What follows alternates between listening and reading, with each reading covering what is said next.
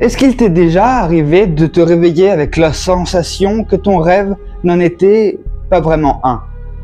Un lieu trop réel, des visages sans nom, ou pire, une entité que tu ne reconnais pas, mais qui semble te connaître par cœur.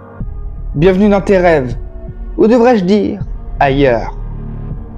Car dans cet épisode de Mes dossiers paranormaux, on va plonger dans l'univers étrange, instable et parfois flippant des rêves. Ce qu'ils disent de nous, ce qu'ils nous cachent.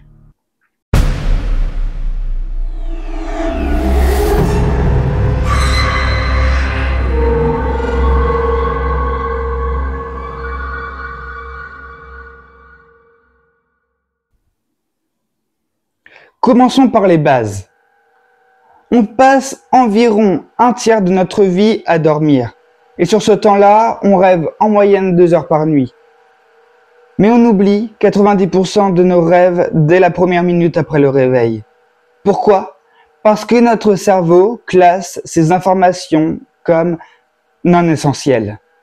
Les rêves se produisent principalement pendant la phase de sommeil paradoxal. À ce moment précis, notre cerveau est presque aussi actif qu'en pleine journée. Mais notre corps, lui, est paralysé. Une sécurité naturelle pour éviter qu'on ne vive physiquement nos rêves. Selon la neuropsychologue Isabelle Arnulf, les rêves jouent un rôle dans la régulation émotionnelle, la créativité, voire la consolidation de la mémoire. Mais certains chercheurs, comme le docteur Alan Hobson, affirment que les rêves ne sont qu'un bruit aléatoire du cerveau, une sorte de théâtre interne, sans réelle signification. Alors pourquoi certains rêves nous hantent pendant des jours? Pourquoi certains sont si récurrents qu'on pourrait presque les anticiper? Et pourquoi parfois on se réveille en larmes, en sueur ou avec le cœur qui bat à 100 à l'heure? La science appelle ça des rêves émotionnellement saillants. Mais d'autres y voient des messages, des signes ou des voyages bien réels dans d'autres plans. Pour Carl Jung, les rêves sont des clés vers l'inconscient. Chaque image, chaque lieu, chaque personnage représente une partie de nous qu'on ne connaît pas encore. Le rêve agit alors comme un miroir déformant de nos blessures, de nos pulsions ou de nos espoirs. Un serpent peut être une peur, un train qui part sans toi, une opportunité manquée. Tout dépend de ton ressenti actuel. Mais il y a des rêves qu'aucun psy n'explique vraiment. Les rêves où tu visites un lieu inconnu, mais familier. Ceux où tu voles sans que ce soit étrange. Ou pire, ceux où tu te réveilles dans un autre rêve. Certains parlent de rêves lucides, où le rêveur prend conscience qu'il rêve. D'autres de sortie de corps, appelés aussi voyages astraux. Et parfois, les frontières se brouillent. En 1991, une étude du docteur Stéphane Laberge prouve que les rêveurs lucides peuvent interagir consciemment avec leurs rêves. Mais d'autres témoignages rapportent des expériences plus profondes. Rencontres avec des entités, sensation de flotter au-dessus de son propre corps, et même visite de lieux impossibles à inventer. Alors, rêve ou réalité parallèle? Notre esprit qui s'amuse ou notre âme qui s'échappe temporairement? Certains rêves seraient prémonitoires. L'architecte du Titanic, Tom Andrews, aurait rêvé du naufrage quelques nuits avant de monter à bord. En 1865, Abraham Lincoln aurait raconté à sa femme avoir rêvé de son propre enterrement, 3 jours avant son assassinat. Des rêves partagés existent aussi. 2 personnes affirmant avoir fait exactement le même rêve, le même soir. Et si notre inconscient était connecté? Et si il existait un point de bascule, un moment précis où le rêve devient autre chose, ni inconscient, ni symbolique, mais une porte, une fracture vers un ailleurs que la science ne peut plus expliquer. C'est ici que tout se trouble. Parce qu'autant on peut expliquer le rêve par la biologie, la psychologie ou la neurochimie, autant certains témoignages laissent les scientifiques perplexes. Vraiment perplexes. Je vais te parler de plusieurs cas documentés, de rêves qui n'en étaient peut-être pas, ou plus. Et crois-moi, on rentre là dans un territoire flou, quelque part entre le paranormal et l'inconnu pur. Imagine, tu rêves d'une scène étrange, tu te réveilles et ton ou ta partenaire te dit « J'ai rêvé exactement de ça cette nuit ». Des récits comme celui-là, il y en a des dizaines chaque année. Mais attention, certains vont plus loin que de simples similarités. Des descriptions identiques de lieux, des dialogues mot pour mot, et parfois la sensation d'avoir été conscients ensemble dans ce rêve. Selon une étude menée en 2014 à l'université d'Oxford, une personne sur 20 aurait déjà vécu un rêve partagé marquant, avec des détails concordants.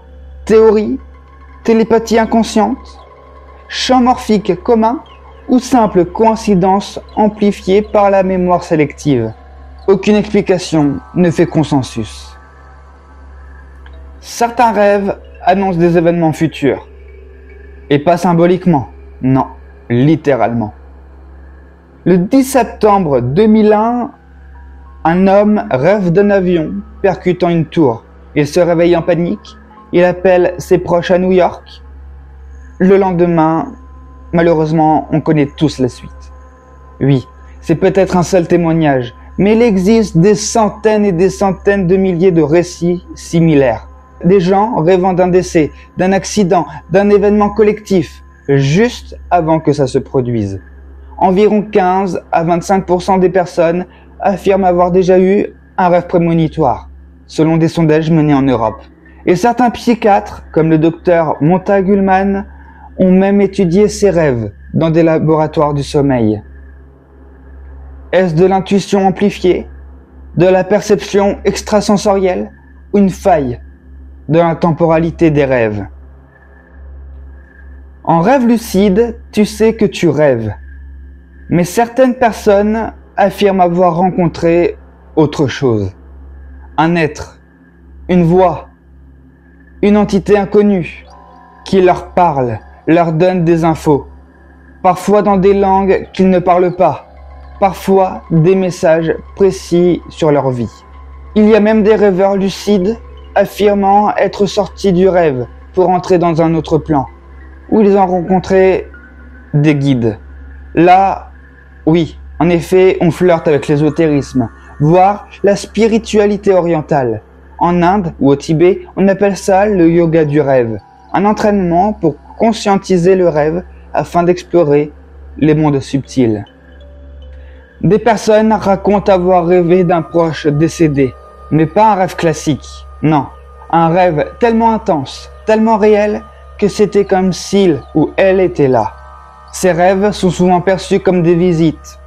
Ils laissent une empreinte émotionnelle puissante, une sorte de paix étrange ou une réponse à une question intérieure. Certains neuroscientifiques y voient une manière pour le cerveau de faire son deuil. Mais dans certaines cultures, comme au Mexique ou au Japon, ce sont des visites réelles. On n'en rêve pas, ils viennent. Certains cas rapportent des personnes qui se réveillent pas normalement. Ils se réveillent paralysés, figés dans un monde entre deux, avec la sensation d'avoir été ailleurs très longtemps, alors que seule une heure s'est écoulée. C'est un phénomène rapporté dans des forums sur les rêves lucides, dans des études sur la paralysie de sommeil et parfois dans des récits de voyage astral. On appelle ça parfois le faux réveil à répétition. Mais certains pensent que ces moments sont des fractures de la réalité, des passages. Et toi, t'as déjà fait un rêve trop étrange pour être expliqué? Une sensation de déjà-vu, de voyage, de message? Les commentaires sont ouverts. Je les lis tous. Et si cette vidéo t'a plu, pense à t'abonner, à liker et surtout à ne pas éteindre la lumière trop vite ce soir.